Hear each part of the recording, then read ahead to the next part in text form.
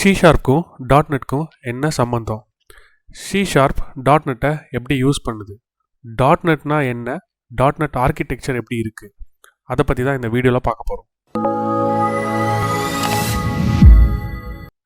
C sharp ஒரு programming language, ஆனால் dot net ஒரு ஃப்ரேம் ஒர்க். அந்த ஃப்ரேம் ஒர்க்குள்ளே நிறையா கிளாஸ் லைப்ரரிஸ் இருக்கும். ஒரு ஃப்ரேம் ஒர்க்குக்கும் ப்ரோக்ராமிங் லாங்குவேஜஸ்க்கும் என்ன டிஃப்ரென்ஸ், அதை ஒரு எக்ஸாம்பிளாக பார்க்கலாம் வாங்க. இப்போ உங்களுக்கு மேகி நூடுல்ஸ் சாப்பிடணும் ஆசையாக இருந்துச்சுன்னா நீங்கள் என்ன பண்ணுவீங்க? கடைக்கு போய் அந்த நூடுல்ஸ் பாக்கெட் வாங்கிட்டு வந்து வீட்டில் உங்களுக்கு ஏற்ற மாதிரி நீங்கள் குக் பண்ணியிருப்பீங்க. எக்ஸாம்பிள், நீங்கள் எக்கு சேர்த்து குக் பண்ணலாம், இல்லை காய்கறிகள் சேர்த்து குக் பண்ணலாம். நீங்கள் கடையில் இப்போ வாங்கிட்டு வந்த அந்த மேகி நூடுல்ஸ் தான் ஒரு ஃப்ரேம் ஒர்க் மாதிரி, ஓகேங்களா? எக்ஸாம்பிளுக்கு அந்த மேகி நூடுல்ஸ் கம்பெனிக்காரன் உங்களுக்கு நூடுல்ஸ் அண்ட் மசாலா ஆல்ரெடி அவன் பண்ணி கொடுத்துட்டான். ஸோ தட் நீங்கள் அதை ஸ்க்ராட்ச்லேருந்து க்ரியேட் பண்ணணும்னு அவசியம் இல்லை. அதே மாதிரி தான் ஃப்ரேம் ஒர்க். ஃப்ரேம் ஒர்க்கில் நம்ம ஒரு அப்ளிகேஷன் க்ரியேட் பண்ணுறதுக்கு தேவையான பேசிக் ஃபங்க்ஷனாலிட்டிஸ் எல்லாமே அதிலே இருக்கும். அந்த கிளாஸஸ் அண்ட் ஃபங்க்ஷனாலிட்டிஸ் நம்ம யூஸ் பண்ணி நம்ம ஒரு அப்ளிகேஷன் க்ரியேட் பண்ணிக்கலாம். அதுக்காக தான் ஃப்ரேம் ஒர்க் இருக்குது. இப்போ அப்ளிகேஷனுங்கிறது நீங்கள் ஆட் பண்ணுற எக்ஸ் அண்ட் வெஜிடபிள்ஸ் மாதிரி, ஓகேங்களா? உங்களுக்கு ஏற்ற மாதிரியான அப்ளிகேஷனை நீங்கள் க்ரியேட் பண்ண போகிறீங்க. எக்ஸாம்பிள், அது வந்து ஒரு வெப் அப்ளிகேஷனாக கூட இருக்கலாம், இல்லை ஒரு கேமாக கூட இருக்கலாம். இதுதாங்க சி ஷார்ப்புக்கும் டாட் நெட் ஃப்ரேம் ஒர்க்கும் உள்ள டிஃப்ரென்ஸ். சி ஷார்ப்புக்கும் டாட் நெட்டுக்கும் டிஃப்ரென்சஸ் புரிஞ்சிருக்குன்னு நினைக்கிறேன்.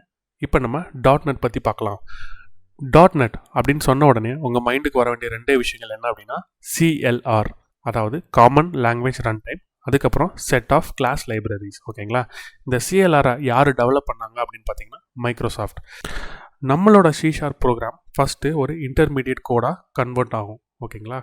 அது கன்வெர்ட் ஆனதும் அந்த இன்டர்மீடியட் கோடு அதுக்கப்புறம் நம்ம அப்ளிகேஷனில் இருக்கிற அதர் ரிசோர்ஸஸ், அதாவது நம்ம அப்ளிகேஷனில் யூஸ் பண்ணிக்கிற இமேஜஸ் எல்லாம் என்ன ஆகும்னா ஒரு டிஎல்எல் ஃபைலில் போய் ஸ்டோர் ஆகும். அந்த டிஎல்எல் ஃபைலை நம்ம என்ன சொல்லுவோம் அப்படின்னா அசம்பிளி அப்படின்னு சொல்லுவோம். இப்போது நம்ம சி ஷார்ப்பில் எழுதினா ஒரு அப்ளிகேஷனை ரன் பண்ணால் என்ன நடக்கும்?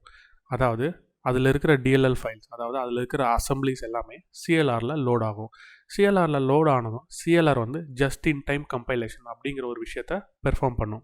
அது என்ன பண்ணுன்னா அந்த டிஎல்எல்ல இருக்கிற இன்டர்மீடியட் கோடை மிஷின் கோடாக கன்வெர்ட் பண்ணும், ஓகேங்களா? ஏன் மிஷின் கோடாக கன்வெர்ட் பண்ணும்? அப்போ தான் கம்ப்யூட்டர்னால் நம்ம ப்ரோக்ராமை அண்டர்ஸ்டாண்ட் பண்ண முடியும். சிஎல்ஆர் ப்ராசஸ் பண்ணுற எல்லா கோடுமே மேனேஜ்ட் கோடு அப்படின்னு சொல்லுவாங்க. ஏன் அப்படின்னு பார்த்தோன்னா, இப்போ எக்ஸாம்பிளுக்கு நம்மக்கிட்ட இன்டர்மீடியட் கோடு அப்படிங்கிற ஒரு கான்செப்டே இல்லை அப்படின்னா என்ன ப்ராப்ளம் இருக்குன்னா, நம்ம எழுதுகிற சி ஷார்ப் ப்ரோக்ராம் எல்லாமே ஏதாவது ஒரு பிளாட்ஃபார்முக்கு மட்டும் தான் எழுத முடியும். எக்ஸாம்பிளுக்கு விண்டோஸ்க்கு மட்டும் தான் எழுத முடியும், இல்லை லினக்ஸ்க்கு மட்டும் தான் எழுத முடியும். நம்மளால் விண்டோஸில் எழுதின ப்ராஜெக்ட் போய் லினக்ஸில் ரன் பண்ண முடியாது, லினக்ஸில் எழுதுகிற ப்ராஜெக்ட் போய் விண்டோஸில் ரன் பண்ண முடியாது, ஓகேங்களா? அதுக்காக தான் சிஎல்ஆர் வந்து மெயினாக யூஸ் ஆகுது. அதாவது நம்ம எழுதுகிற ப்ரோக்ராம் வந்து ஒரு இன்டர்மீடியட் கோடாக கன்வெர்ட் ஆகும், ஓகேங்களா? இப்போது இந்த சிஎல்ஆர் என்ன பண்ணுவோம் அப்படின்னா, எந்த பிளாட்ஃபார்ம், அதாவது இப்போ இது விண்டோஸ் பிளாட்ஃபார்மாக விண்டோஸ் பிளாட்ஃபார்முக்கு ஏற்ற மாதிரியான மிஷின் கோடாக கன்வெர்ட் பண்ணும், லினக்ஸ்க்கு ஏற்ற மாதிரியான மிஷின் கோடாக கன்வெர்ட் பண்ணும். இதுதான் மேனேஜ்டு கோடுன்னு சொல்கிறாங்க. அன்மேனேஜ் கோடுனா ஒன்றுமே இல்லை. இந்த சிஎல்ஆர் இல்லாமல், இன்டர்மீடியட் லாங்குவேஜ் இல்லாமல் டைரெக்டாக ஒரு ப்ரோக்ராமிங் லாங்குவேஜை அந்த பிளாட்ஃபார்மோட மிஷின் கோடை கன்வெர்ட் பண்ணால் அதை தான் வந்து அன்மேனேஜ்டு கோட் அப்படின்னு சொல்கிறாங்க. அந்த கோடை நம்மளால் அதர் பிளாட்ஃபார்ம்ஸில் ரன் பண்ண முடியாது, ஸ்பெசிஃபிக் டு ஒரு பிளாட்ஃபார்ம் மட்டும் தான் இருக்கும். இப்போது நம்ம டாட் நெட்டோட ஒரு மெயின் ஃபீச்சர் தான் பார்க்க போகிறோம். அது என்னென்னா லாங்குவேஜ் இன்டர்ஆப்ரபிலிட்டி. அதாவது நீங்கள் C++ல், இல்லை விஷுவல் பேசிக்கில், இல்லை எஃப் ஷார்ப்பில், இல்லை சி ஷார்ப்பில், இதில் எதில் கோடு எழுதினாலும் உங்களால் C++ல் எழுதின கோடை சி ஷார்ப்பில் யூஸ் பண்ண முடியும், சி ஷார்ப்பில் எழுதின கோடை C++ல் யூஸ் பண்ண முடியும். அதை தான் இன்டர்ஆப்ரபிலிட்டி அப்படின்னு சொல்கிறாங்க. இது எதனால் பாசிபிள் அப்படின்னு பார்த்தீங்கன்னா, இந்த இன்டர்மீடியட் கோடுன்னு ஒரு விஷயம் இருக்குல்ல, அதனால தான் இது பாசிபிள்.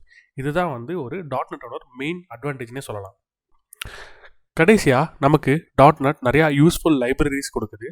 அந்த லைப்ரரிஸ் வச்சு நம்ம அப்ளிகேஷனுக்கு தேவையான input handling, file handling, XML parsing, அதுக்கப்புறமா வெப் அப்ளிகேஷன் ஃப்ரேம்வொர்க், அதுக்கப்புறம் யூஐ கிரியேஷன், இது எல்லாமே நம்மளால் பண்ண முடியும். அவ்வளோதான் மக்களே, உங்களுக்கு டாட் நெட் பற்றி நல்லா புரிஞ்சிருக்கும்னு நம்புகிறேன். ஏதாவது கொஸ்டின்ஸ் ஆர் டவுட்ஸ் இருந்துச்சுன்னா கமெண்ட்ஸில் கேளுங்க. அடுத்த வீடியோவில் சந்திப்போம்.